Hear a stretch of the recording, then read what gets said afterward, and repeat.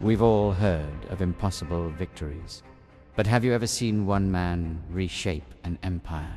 He stepped onto an unknown land, burned every bridge behind him. He came from nowhere and left the world changed. His beginnings invisible to history, a freed Berber slave, perhaps. But his first battles revealed something unmistakable. He was fearless.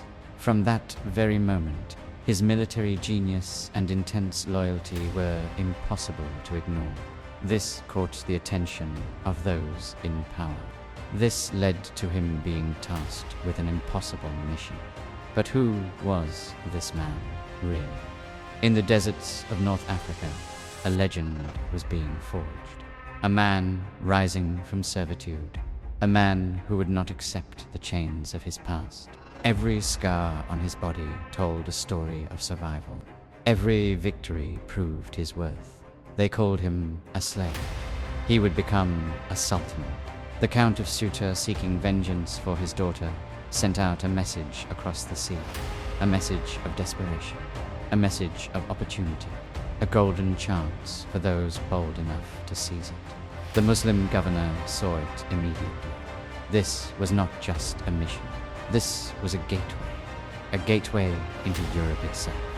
He assembled a small force, placing it under the command of a single man, a general who would conquer a world entirely foreign to him, a commander about to face a continent, a commander about to remake history. His reputation preceded him, whispered in the camps, bespoken with reverence by those who had fought beside him, unknown to Europe, but about to become legendary. With guides sent by the Count of Ceuta, they made their way across the Mediterranean, crossing waters that few dared to cross.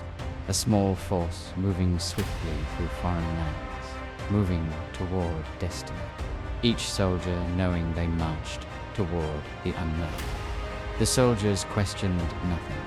They followed their commander into the abyss, trusting that he saw something they could not yet perceive. This was not blind faith. This was earned trust. This was the loyalty of men who had seen him triumph before. Word reached King Roderic in his palace, surrounded by luxury and excess. His kingdom was under invasion, and he would not tolerate it.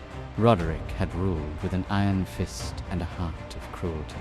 He had crushed enemies beneath his heel. He had commanded the mightiest Visigoth kingdom in generations. He believed himself untouchable, unstoppable, a god among men. He would soon learn how wrong he was. He gathered his army, thousands upon thousands. Every general was commanded to bring his full strength. Every city was ordered to send its warriors. A force meant to crush this invader into dust. The greatest military power in Iberia, mobilized to destroy a single commander and his small band of warriors. 2 armies, 2 worlds, 2 destinies, set on a collision course, the Guadalete River, the place where the fate of the Visigoth Empire would be decided. The stage was set, the actors were ready, but Roderic had no idea what was about to unfold. His own generals despised him, forced to fight for a cruel king who showed them no respect. They had endured his arrogance. They had tolerated his decadence. But now they marched reluctantly into battle. They did not fight as one. His kingdom was divided even as it marched to war. This was the fracture. This was the weakness the commander had anticipated. The commander studied his enemy from across the battlefield. He saw not a unified force, but a collection of divided loyalties. He saw generals who would rather see Roderic fall than serve him further. He saw resentment burning in their eyes. He saw an empire eating itself from within, and he knew exactly how to exploit it. The sun rose over the Guadalete on the day of reckoning. 2 forces faced each other across the water. One believed in overwhelming numbers. The other believed in superior strategy. One trusted in tradition and brute force. The other embraced innovation and precision. The stage was set for history to turn. Then, at the moment no one expected, he struck. The signal was given. The drums beat. His army moved forward like a single organism, perfectly synchronized, perfectly disciplined. No hesitation, no doubt, only purpose. Steel met steel. Shields shattered. Horses fell. Blood soaked the earth beneath their feet. The Visigoth lines trembled under the onslaught. His archers unleashed a storm of arrows, cutting deep into the front lines, wave after wave, precision, devastation. The sky itself seemed to rain death upon the enemy. But this was just the beginning. The master strategist was not yet finished. This was the trap being set. When the Visigoth generals, seeing their center weakening, rushed to reinforce it and crush the invaders, the commander struck again. Not where they expected, not where they were strongest, not with a frontal assault, but with something far more lethal. He pivoted his cavalry with the precision of a grand master, a flanking maneuver so devastating that it cut the enemy army in half. Suddenly, the overwhelming advantage had shifted. Suddenly, reinforcements became a trap. Suddenly, the impossible had become inevitable. The forces shattered into fragments, fractured, confused, vulnerable. Units that had been unified moments before now found themselves separated and surrounded. Panic spread through the ranks like wildfire. And in that moment of chaos, when confusion reigned and leadership crumbled, the commander pressed forward, relentless, merciless, unstoppable. His vision never wavered. His purpose never faltered. The king tried to rally his men. One last, desperate attempt to turn the tide of battle. But the commander's cavalry struck. His guards fell one by one.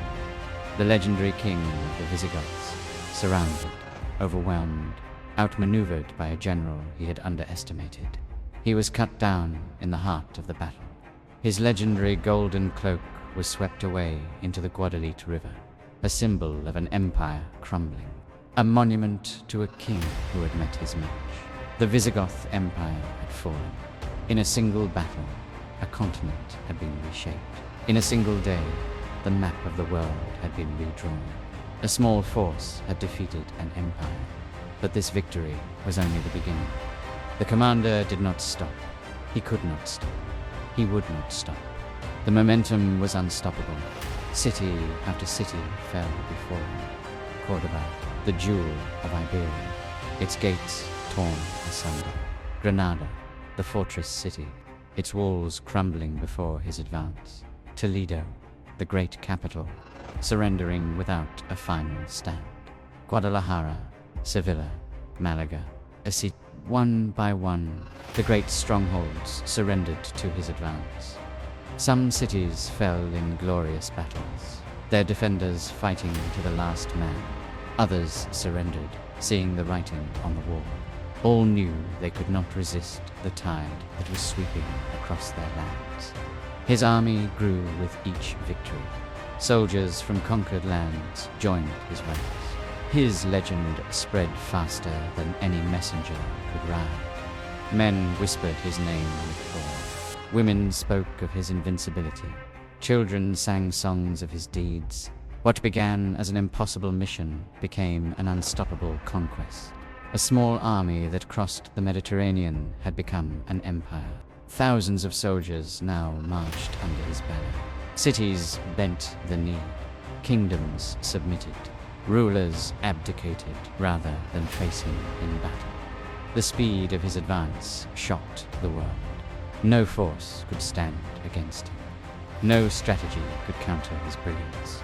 No army could match his determination. It was as if fate itself had chosen him, as if destiny was guiding his every move. He moved with purpose, every victory feeding his legend, every conquered city adding to his glory. Every triumph proving that he was no ordinary commander. He was something more, something legendary, something eternal. The Visigoth kingdom, which had stood for centuries, crumbled in months, The great empire that had seemed invincible fell like a house of cards, and at the center of it all was this one man, this single force of nature. And for centuries to come, the lands they conquered would remain under Muslim rule. A legacy written in blood and steel. A legacy that would define the fate of nations. A legacy that would echo through the ages, reshaping the very fabric of history itself. All because one man saw an opportunity when others saw only impossibility. One man seized it with both hands and an unshakable will. One man refused to accept defeat. One man believed in greatness when no one else did. A freed slave who became a sultan. A general who reshaped a continent. A legend whose name would be whispered with awe for centuries to come. A man whose deeds would inspire generations yet unborn. His story is a testament to the power of human ambition. His legacy is eternal. His deeds are immortal. His name is synonymous with conquest and glory. A man rose from nothing. A man conquered everything. A man proved that greatness is not born it, is forged through courage, strategy, and an unbreakable spirit. His name was Tariq Ibn Ziyad.